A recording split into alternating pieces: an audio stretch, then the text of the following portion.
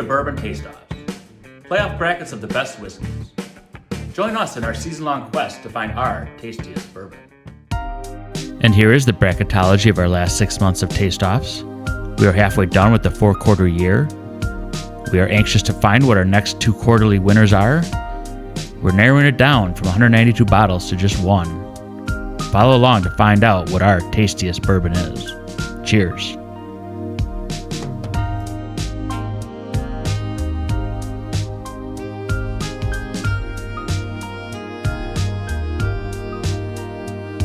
Hello, welcome to Bourbon Taste-Offs. This is episode number 37, and this one is a monthly winner episode. So we took 4 episode winners, and we're combining them, and we're going to compare them and make it a monthly winner episode. I'm one of your hosts, Todd. I'm Josh. And I'm Adam.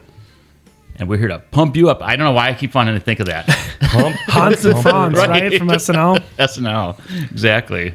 I was thinking of the 90s jock jams. Right, pump the jam, pump it up, my man. We would Maybe we need to start having that. We just have some big speakers behind us, our hair just I think it'd be awesome. It'd be good. I remember for basketball warm-ups, we'd be warming up with that, and you're like, you're just in the zone. We're gonna win. Yeah. I mean, it kind of, the old Jock Jams album kind of felt like the old Pandora, pre-game warm-up playlist, before it was a thing, And then they had Now That's What I Call Music, right? Oh, man. I remember volume 2. Yeah. And I think they're in volume 57 by now. Oh, I didn't even know are they still making it? Yeah. Oh, okay. Yeah. Someone's holding on. Mm-hmm. Someone still has a cassette player somewhere. Yeah. I just have to put all our home movies onto a digitize them. digital. Yeah. That's funny. Well, let's pick. Josh, if you want to pick a number, we're going to decide what's going to go against one. And again, monthly winners. So these are all proven. 1 versus 3. So we got 3. 1 versus 3. Every once in a while, you have an episode where one is really flat, and you're just you don't know how to respond to it. Well, these have all beaten what they were up against. So That's fair. did you guys want a rundown? Let's show the viewers actually what we're tasting right now. Glass 1 is 2XO, the Innkeeper's Blend at 104 proof. Glass 2 is Lux Row Distillers Limited Edition Double Single Barrel with a 4-grain mash bill and is proofed at 115. Glass 3 is Knob Creek 18-year Limited Edition at 100 proof. And Glass 4 is Eagle Rare aged 10 years and is 90 proof. So we're going to try to figure these out. Cheers. Cheers. Bumps. Absolutely. Thank you. And we have a little bit more in here. We were going to have Becca with us. So we actually had it all set up with 4 glasses. And I'm like, well, we'll just pour a little bit more into each of ours. That'll work. I'm all right with that, especially with a monthly winner. Right, exactly.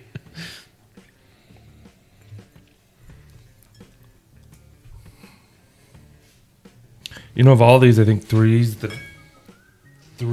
the darkest. Thank you. I do like to do that. Just by a hair, though. Not by a significant margin. But 2 is quite a bit lighter. So we'll have to see kind of how that... We've got some aged ones in here, if I can remember. I mean, we've got an 18. We have a Knob Creek 18. We have a 10-year episode. And then we had a 2XO episode. And then the 4th one was the Lux Row Double Single Barrel. So we've got some good options here. I'm not going to try to sit here and guess which one's which. But I'm enjoying the nose on this. It's not overpowering.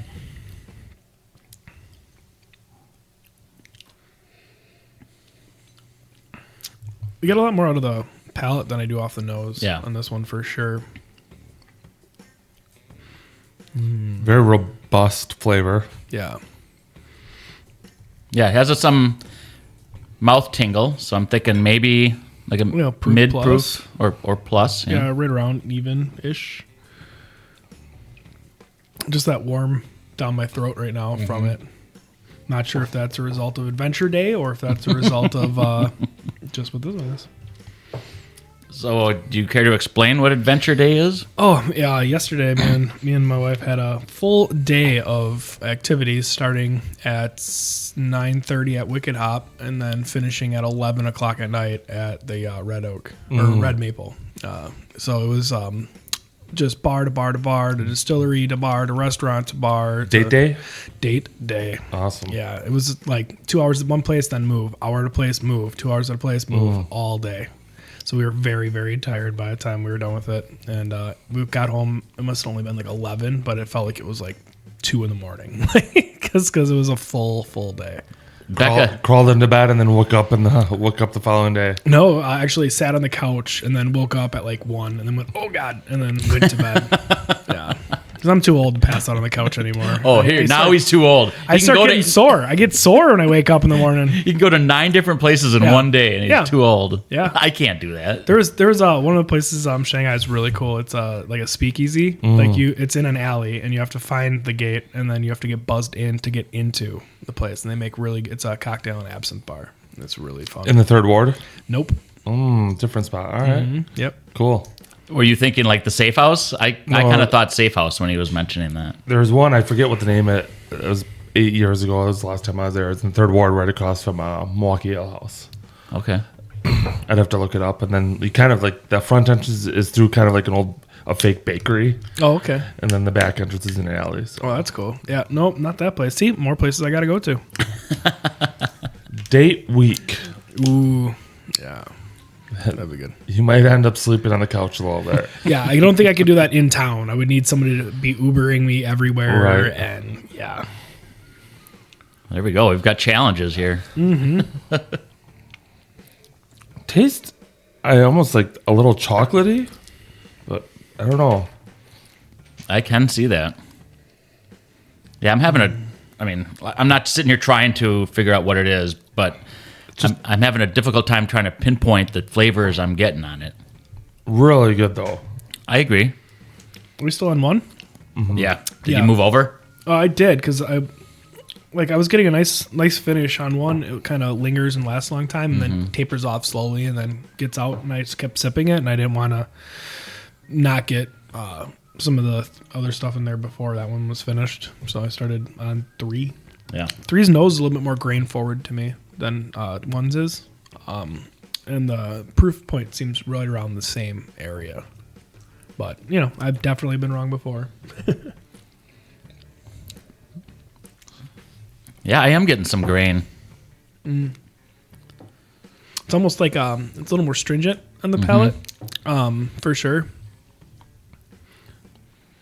Not as sweet. I'm not getting like the big caramels or like weedy flavors off of it. Right, and I do agree. I think the proof is a little bit neutral on that as well.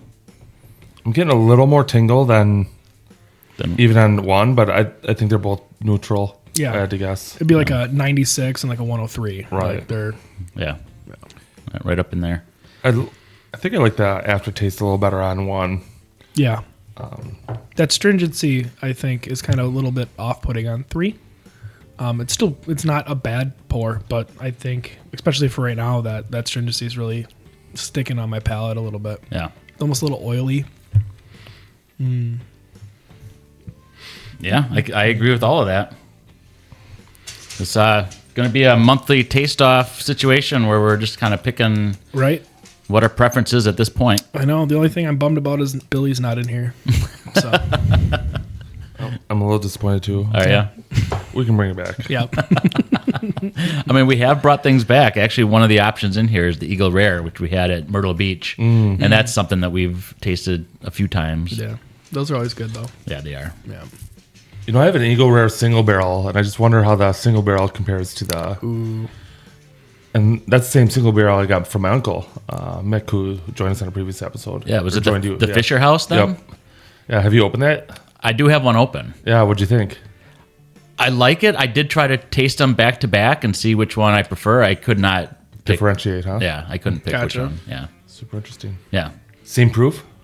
It is. The single barrel and the Yeah. same proof? Interesting. I wonder if when you do your barrel pick, if you get to pick your proof point.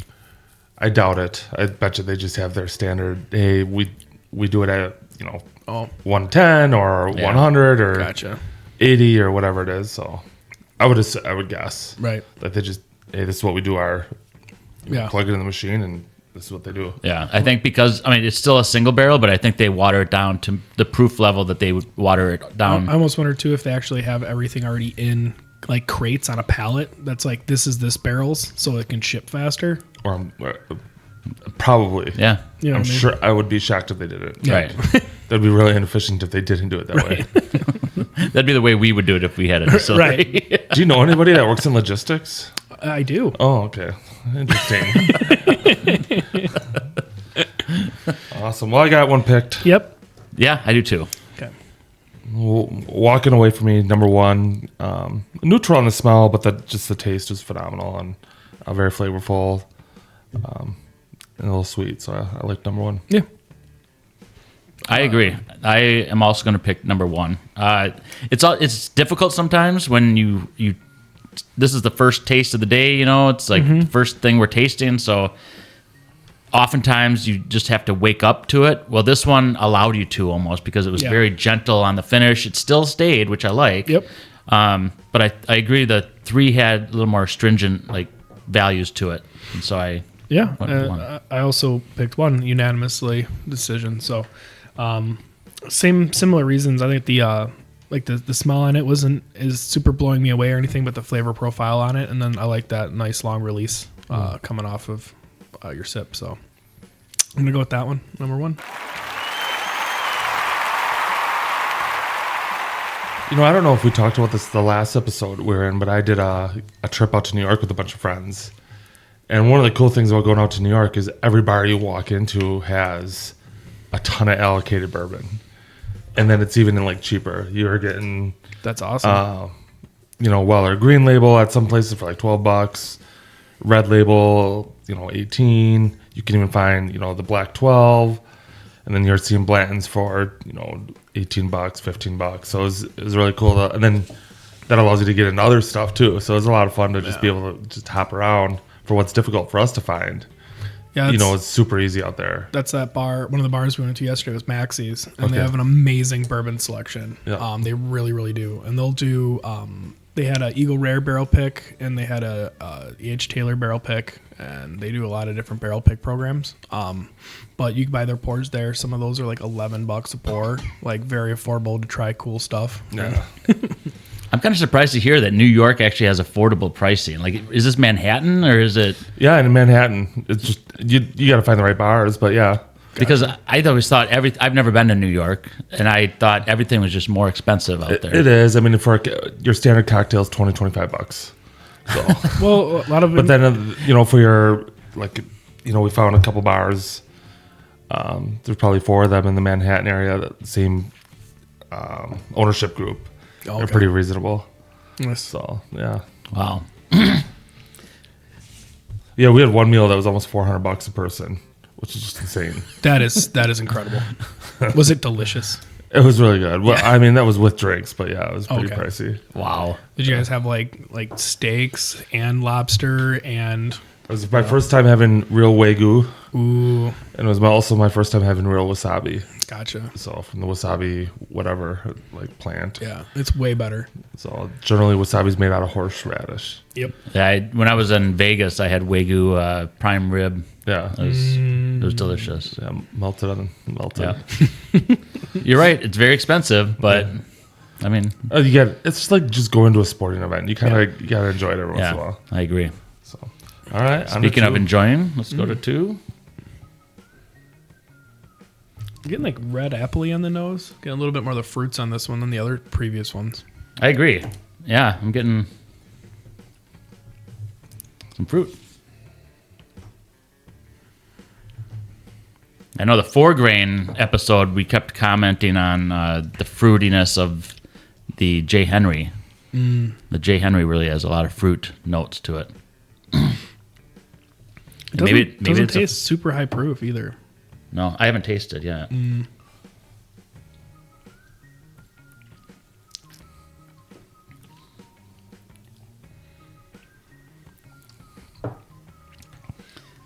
Yeah, I agree. That's not way up there. Very Yeah. approachable. Right? I kind of thought 1 was kind of approachable too, but it might have more proof than 2. Yeah. Get a little tingle on the lips. Yep. Okay. When you get a big nose of it, you can feel it in your nose a little bit more. Has there been a situation for you guys that what you're really learning throughout this process where it's like, wow, that's something I've never really thought about, which is in fact the case? Like for me, I'll give you a little chance to kind of think about it. When we first started, we would taste one, go to the next one, taste it, and then decide. When Adam, you started coming on and you said, going for a retaste and stuff, kind of going back to something. And sometimes we've actually gone to a side and said, oh, this should have been in the matchup, winner. But then we go back to the one that we'd already had, and it's like, oh, a retaste actually makes it taste different. Yeah. Like the one thing I'm learning from this process is important to go back and forth a couple times, either refresh with water, taste it again, because sometimes you're bringing the flavors over to what you just tasted, and so it's just kind of important to kind of break it down, I think. Yeah, I know, like for me, one of the things I've realized is that there's a lot of really good bottles that are easier to get than you would think. And like when you start finding stuff like a bottled in bond, like those are usually pretty good ones to pick up and try. And like don't be scared to try something just because you don't know the name brand of whatever it is. Like it doesn't have to be the big hitters in the manufacturing process to be in the distillery world, like to be the only good stuff. Like there's a lot of more interesting, different stuff that's like out there for, cooler to find, kind of interesting, good talking points, especially when you're talking with your friends about it, Yeah. So that's one of the things that I definitely picked up with this one. Yeah. One of the things I've kind of learned is don't overthink it and trust your gut. If you're like, I do like this, and you're like, oh, but I think it might be that one, and I actually don't want to say out loud that I like that one, and then you find out you're like shut up, like just pick the one that you really like, and stick to it, because you can almost think your way out of picking one. So I agree, and typically with these tastings, we have a limited amount in our glass, so it's like we're really trying to quickly identify nuances that are better than the other, right? When we're really giving it a little bit of a chance to do it. Yeah. I think a lot of times too, like when they're doing like sommelier stuff with like wine and everything, that your first reaction to it is very important. And then to come, like you said, second taste, bringing it back, right? And then like that first hit though, it has a lot to do with like picking out those brighter, lighter flavors. And then the richer, deeper flavors usually come on that second taste, third taste. Yeah. I agree. This is going to be a tough decision for me. I'm kind of going back and forth between 2 and 4, and they both have flavors that I really dig. 4 seems a little less proofy to me. Yeah, I think so. I mean, we're dealing with some higher age stuff. We're dealing with previous episode winners. We've got a lot of good things going on here. Yeah. I do like one of them a lot. I just wish it had an extra like 10 proof. Okay. That's another thing I realized too is like I do like my big proofs and my flavor bomb mash bills and well we were struggling with the Knob Creek episode when we had the 120 proof 9-year compared to like 100 proof 18-year or even the 12-year. Yep, and then the other one was the 120 proof single barrel select, right? Yes. Yeah, so like proof was definitely pushing its weight. It was. And that's, I guess, another thing that I think I've really learned from this experience is that proof is a flavor all on its own. Yeah. And that's something I like. Yeah. Well, a lot of times too, I noticed Noah's Mill. Noah's Mill. Mm-hmm. So that one, it's got enough proof on it where you start getting cinnamony notes out of some of the stuff that are up in the upper like 120s, 130s. They start getting more cinnamony, brighter, more candy notes start popping out of it. And that's a Willet product, right? I believe so. Noah's Mill. Yeah. Yeah, Noah's Mill, Rowan's Creek. Yep. Yes. So that was actually my first Kentucky distillery I had been to. And that was in a family-owned business. So that was really neat. Those are good. I can't wait to have those on an episode, actually. Mm-hmm. That'll be fun. I like Noah's Mill because it's like 120 proof. Yeah. Kicks your ass. I can never remember the difference between Rowan Mills and... Rowan's Creek Rowan's Creek. It was substantially less. I think it's like 100 like to 105 So Noah's is the higher proof than one. Yeah, Noah's Okay. is... Kicks your ass. Yeah. Yeah. That's the type of one that you actually put on ice cubes, and it does change it over time because it's so strong initially. Nice. And it used to be harder to find, and now it's much easier to get. Super easy to find, yeah. Yeah. Thankfully. Well, we've got to come to a decision. I have one picked. Yeah, I'm not there yet. I'm struggling as well, Josh. I'm kind of going back and forth. As soon as I think I have one, I taste again, and I'm like, it's good too. I like all the palate cleaning going back and forth and resample everything back and back and back and back. I know. I bet you none of them are SoCo. I won't take that bet because I know you're right. Yeah. Yeah, if Joe was here, he would be like, You're like, no, where's the SoCo? where is it? It's my favorite. He actually texted me the other day, and if you haven't seen Joe on some of the episodes, go back and watch. Yeah. He had some cool stuff because he's kind of newer to bourbon. Yep. He said he was sitting in his garage with the heater because we're in Wisconsin and it gets a little colder out, and he was having a cigar, and he put some bourbon in a coffee. Okay. And it was a it was a Basil Hayden toasted. Okay. Which I was like, why are you putting Basil Hayden toasted, which is only 80 proof, in a coffee, which is going to drown out He just wants a little bit. all the flavor? Just a little bit. In that point, just take a Beam product. Like, Oh, yeah. Josh, you mentioned that, you take those Beam where you're gonna taste the bourbon even through. I'm drinking bourbon in a mixed drink. I want to be able to taste my bourbon. Yes. Yeah. Yeah. Yeah, that's kind of what I was thinking when he said that. But he's like, next thing you know, I'm going to start putting my bourbon on my Cheerios. There you go. Just sprinkle it on, Which, I don't want to be like influencing people to be. It's not, Well, I got one picked. Cool. Yeah, I do too. All right. I'm going to go first. Okay. I'm going to go with number 4. I wish it had more proof on it, but I also got like cherry caramel apple-y kind of fruity notes on it that I enjoyed. And again, I think number 2 had a little bit more stringent finish on it, almost black walnut. That's kind of where I was coming from on that one. But like number 4 is a little bit smoother, a little bit sweeter, had a little bit more complex palate. But I would have loved if it had like at least 10 more proof on it. Yeah, I agree. I went the other way. I picked number 2 for the reasons you just said. Like you said black walnut, and I'm like, I love nutty flavors on my bourbons. You mentioned, you must really like wild turkey stuff. Yeah. And I'm like, yeah, I do. Yeah. So I am going with 2 because of those nutty flavors. Fair. And the higher proof. I'm sorry. I was going to mention that as well. Yeah, so this is pretty difficult for me, but number 4, I definitely agree. It needs to be a higher proof. Right. So I think that was part of the challenge of like just trying to like tease out the bourbon. But 4 end to end there was no downside of it aside from just I think a little muted due to the proof. Right. 2, I liked it. I liked the flavor. I felt at times it was a little flat and then also a little metallic-y. So for me, though I like the richness and the boldness of it, it wasn't as end to end. I thought that 4 was just a little bit better of a bourbon, so I ended up going with 4. Gotcha. All right, let's hear it for number 4. So we are going to come out with glass 2 and 3 to talk about what they were. All right, so we're back, and the first one to get knocked out was glass 3. Is this 3? Yep. Yep. And because of the darkness, I'm actually thinking it's the 18 year. We'll see. We'll see. And it is. And it is. So we have the Knob Creek 18 year.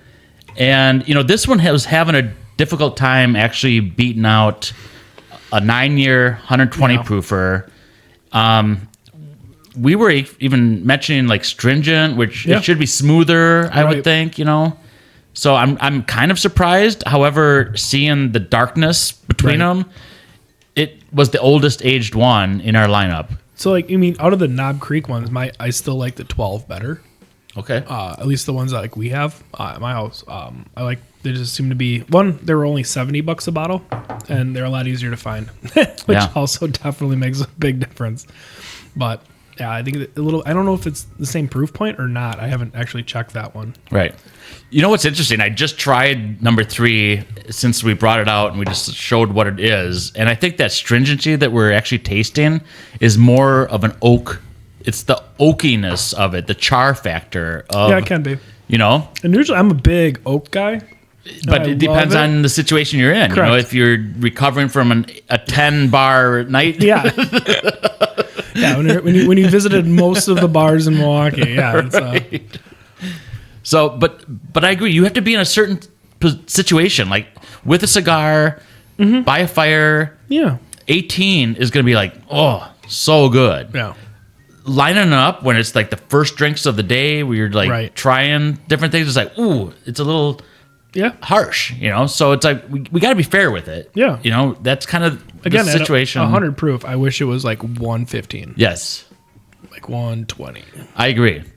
Because like Elijah Craig will do that with their single barrels when they release them. I think like the C924 is 11 years. The C923 was 13 years. Yeah. And they're like 134 proof. Right. And that's like all the age, all the flavor. Yeah. I mean, to be fair, 100 proof we always typically think is like a delicious option. And I think their thinking is that it's been aged for 18 years. Let people get more wood than proof and let them experience that instead of the proof, you know, trying to hide it. So, I mean, I do hate it when places will water down their older age stuff, but I also... It's not like they watered. It's kind of, you know, back and forth where it's like I kind of wish they added more proof sometimes. Well, like they didn't proof it down to 80, right? They Thankfully, because some places will have like a 12-year-old and they'll proof it down to like 90 or like 86 or whatever. It's like why are you doing that? Yeah, that would be a tragedy with an 18-year bottle if they did water it down. I mean, I have seen that with Basil Hayden where you have a 10-year and then it goes to 80 proof, and you're just like, what are we doing? What are we doing here? Yeah, and you're paying more for it. So I don't know if we need to chat through this much more. I think it's to be expected in an 18-year, and it's with an ice cube, I think that it might actually open it up a little bit more. So that's a good point. Yeah, with especially even at 100, it's still high enough where you can bring it down and experience the different levels. I agree. Or even like modify the oakiness of it. And you're like, all right, cool. Like, right. That is rich. So yeah, great point. Because I mean, like we said in an earlier episode, there's a point of diminishing returns where it's like, is it just too much oak? You know, right. You want it to be a little more just approachable. Yeah. Is this might be for me? Have you tasted any bourbon that has been aged any longer than 18 years? Not bourbon, scotches. For sure, same here. Yeah. But I'm just wondering, hey, what does a 24-year bourbon taste like? God. What about 24-year Texas bourbon? Right. Yeah, no. It's cold. Yeah. Kick you right in the face. Yes. Just scrape some of the barrel off, throw it in your mouth. Yeah. Yep. Switch it around. just kick you in the face like a mule. That's how they used to brush teeth back in the day. I was just going to say, use it as toothpaste. All right, we're going to move over now to number 2 and see that the Lux Row, my nutty flavor, which I kind of got off of that. Sometimes I feel like based on the level that's in here, maybe it's good that it didn't advance because it's pretty low. It's draining. And, when there's a winner, it needs to pass on and go to other episodes, so... Lux Row's really surprised me on some of their different products because I didn't know a lot about Lux Row coming probably since a little bit a while before I got started joining you guys on the podcast. But it was definitely a thing where I'd see them and I'd be like, okay, it's another little distillery or whatever. And then once you started trying some stuff and understanding their product line, it makes some good stuff. Yeah, it's a cool bottle. Yeah, I think for me is. Obviously, it was close between 2 and 4, and I think I know what 4 is. So I mean, it's quality product, very quality product, and this is a 4 grain, right? Yeah, it is a 4 grain. Yeah, right. So this is something a little bit, different than what we traditionally taste. So very strong tasting and very strong product. Yeah. I mean, this is, like I said, the double single barrel. So they took a single barrel of rye, they took a single barrel of wheat, and then they combined them and made it a 4 grain. Pretty badass. I thought so. 115 proof. And 115, which is why I said I like the proof level and the nuttiness of it. Yeah. I'm a fan. Cool. But this is a monthly winter episode, so I'm like not upset with anything that moves forward because every one of these bottles has proved themselves in a previous episode. So I'm fine with it. I'm fine with 1 and 4 moving on. Yep. So let's go to 1 and 4. Let me refresh. Because recently when a bottle shows itself and I haven't finished it, I like to taste it when I know what it is. Because it does, like I said with the 18, it does kind of change its flavor. Because you're using some knowledge about it now and saying, oh, that's why that's what I'm getting. Right, you start breaking down the flavor profiles a little bit differently. Yes, you do. Coming back to 1, I am getting a little bit of brown sugar notes on the nose. I don't know if it's just because it's opened up a little bit longer, but I'm getting a little bit more sugary notes on the nose on 1. I definitely am on the taste. This is such a fun process. Yeah, it is. It's good. It really is. Pretty cool to be doing this. It is. Yeah. It's pretty Like, solid. this is my side project. Yeah. Right. What's your side hustle? Right? I go hang out with my buddies and we talk about bourbon. Yeah. Rough life. It sucks. Exactly. We could all be woodworking or Doing productive things. Side like electrical projects. I don't know. Yeah. I'd rather be doing this. Yeah, this is much, much better. Yeah. These are good. This is also really tough. It is. Mm-hmm. Which is good. You know, that's what you want. It is. Coming through these ones. Yeah, we've got a Dixon Deadman 2XO and we've got a Eagle Rare. And so trying to find out which one moves forward. That's a very different setup between the two. I agree. I cannot tell you which one's which. Right. I have no idea. Oh, come on. Do you? Yeah, you're damn right. Oh, do you really? Oh, Okay. it's clear as day. You thought you knew what Billy Goat Strut was, I was wrong. but it was clear as like I think this is clear as day. lunar eclipse day. I have theories, but yeah. Yeah, I don't know. Yeah. I'm just gonna try to go off my taste and find out which one I like better. Yeah, I got one picked. Me too. All right, it's on me then. Let me go back. That was pretty tasty when I tasted that one again. So let me see. Yeah, they're definitely both good. Mm-hmm.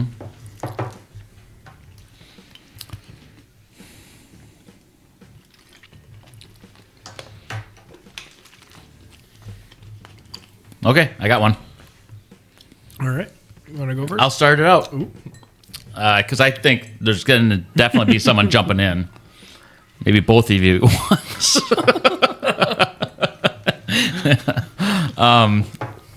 Starting out with 1, I was like, wow, this is really good. And it is.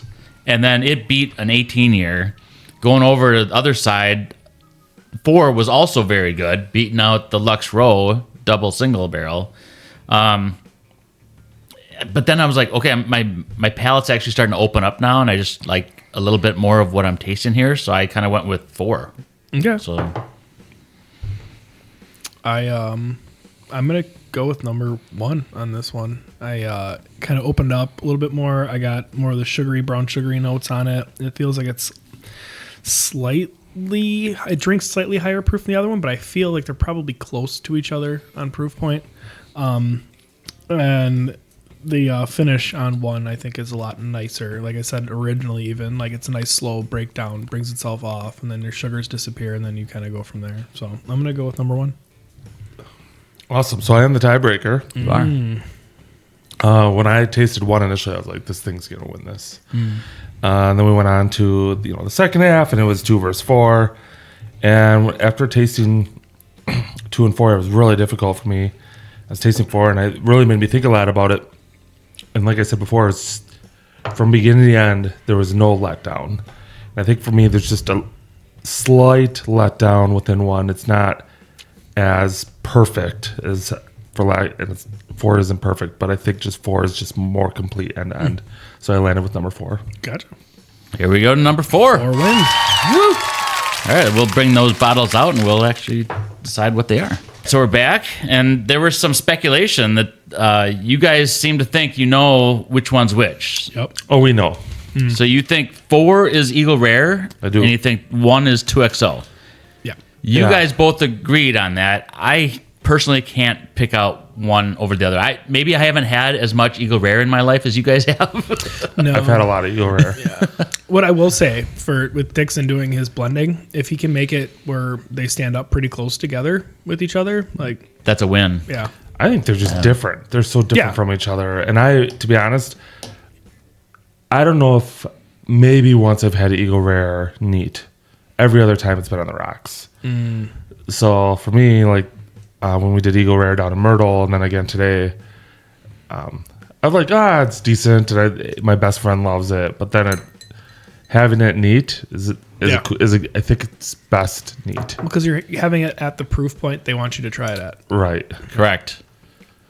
So what's So let's figure it out. So 1 was the runner-up, correct? Yep. Okay. And that is 2XO. 2XO. 2XO. You guys have some knowledge, man. I knew I wanted you guys on these episodes. You guys know what you're talking about. So yeah, the 2XO, which the Innkeeper's blend, the very first time I cracked this open and tried it, I was not a fan. And tasting this right now as being the very first option to taste, I was impressed with it. Like, that's pretty tasty. And it's I don't think there's an age statement on that one. no, but there's a proof. It's 104 proof. So Yeah, we said proof plus to proof equal. We did say kind of Like yeah. right there. I think originally I said about like 105. Yeah. 106 maybe. Yeah. So I mean, who did pick this? I did. You picked this. Yeah. And you were kind of going with a little higher proof because we all know the Eagle Rare is like 90 proof, 94 proof, something around there. That's actually what's on my notes too. Proof Yeah. Negative. Proof negative. Yeah. So you were right on with that. Yeah, I just like the different with the when he does his double oak finishes on his whiskeys. I think that's where as it sat, I started pulling more of the brown sugaries, like sugar notes and everything else out of it. I think that's why. That's great that you picked that. Yeah. With a higher proof. Yeah. If you gave me one bottle and you're like, hey, like this is the only bottle you can drink the rest of your life, I'd be fine with 2XO. I love the flavor profile of it. I think it was great. Yeah. It does frustrate me that Buffalo Trace just keeps making consistent, steady, nice products all the time. And like a lot of times hype isn't like worth whatever it is, but then everyone has this big cult following with, Buffalo Trace and everything. But it's like, because it's just so consistent, so steady, and it's always a quality product. I mean, Makers is the same thing. Yeah. Just, you know exactly what you're getting, and it's great. It's a great product. Well, and like the Knob Creeks too. It's like the big players know what Four they're doing. Roses. Four Roses. Yeah. Yeah.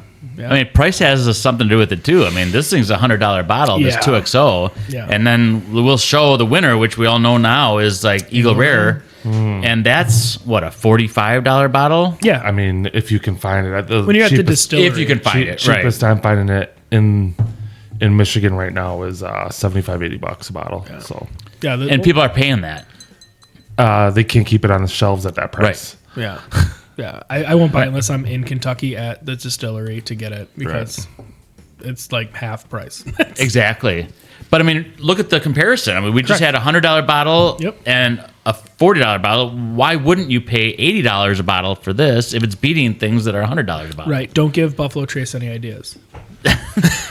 Well, the secondary market's already given them all those ideas. Yeah, so. I do love that Buffalo Trace is just they're okay, they're okay with they're making a ton of money, but selling Buffalo Trace at $26. Yeah. I think MSRP on this is like 40 Yeah, or it's like 35. 40, Yeah. 45. Yeah, so like everyone's just upselling it because they only get allocated like 4 of them. Yeah. And then even Blanton's is $60, but you can't find that in the wild for less than 100, 150. Yeah. So I really appreciate that about the Buffalo Trace as well, is Right. that they're not just, here you go. And that's where I struggle a little, like raising the price. That's where I struggle with some of these other bourbons. Like, is this really $100 bottle of bourbon, or are they just doing that to get more money, or hey, maybe because of the R&D they do need it to be 100. Yeah. So that's where I struggle a little bit with these more expensive bourbons. And I've actually, unless I know something's going to be good, I've really paused spending money on more expensive bourbons because there's so many good bourbons Is there at a $60 or less price point. Is there a bottle that you've picked up recently that would say plus like $150 that is like worth it? Maybe Kentucky Owl. I'd say that's the only thing that I'd say. We just recently got the Midwinters. Okay. And that one's super interesting and it's good. Is it worth that? But it's a good drink. Like it is a nice dram. Like, Yeah, that's actually what company makes that? High West. High West. Yeah. And most of the High West stuff we've had is not the best. Yeah, I was really fortunate. I was able to go out to Park City, Utah, and then Yeah. go to their distillery, and it's, it's all brand new and gorgeous, but it's okay, you know. And then they're super expensive stuff, which is, they have even more expensive stuff than that. You're like, okay, cool, tried it, but then you kind of go back. I'm not going to spend $250, $300 on a bottle when I can go out and spend, $70, $80. Right. Well, like Lux Rose got the Blood Oath stuff. That's just like, I've never tried it, but I've heard it's either. out of control.